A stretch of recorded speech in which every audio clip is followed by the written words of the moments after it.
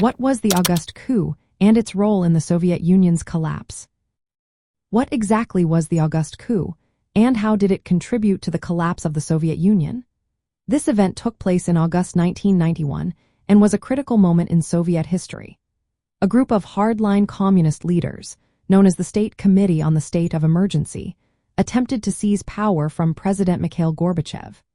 They opposed Gorbachev's reforms and the New Union Treaty, which aimed to give more autonomy to the Soviet republics.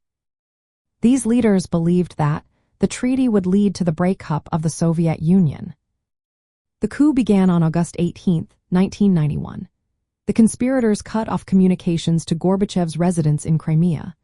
They demanded that he either declare a state of emergency or resign in favor of Vice President Gennady Yanayev, whom they had installed as acting president. Tanks rolled into Moscow, and the coup leaders tried to take control by force.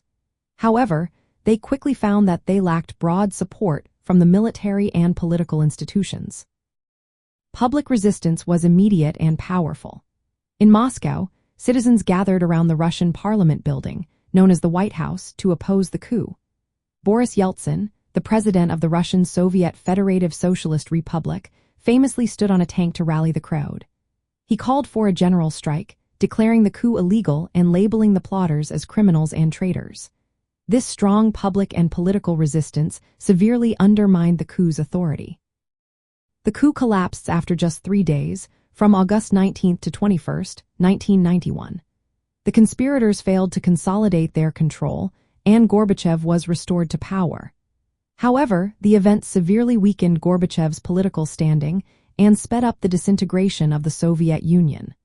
Following the coup, Gorbachev resigned as head of the Communist Party, separating party power from the presidency. The Communist Party's influence quickly declined, with its activities banned in Russia by Yeltsin. In the aftermath, several Soviet republics, including Ukraine and Belarus, declared independence. The Baltic states sought international recognition for their sovereignty.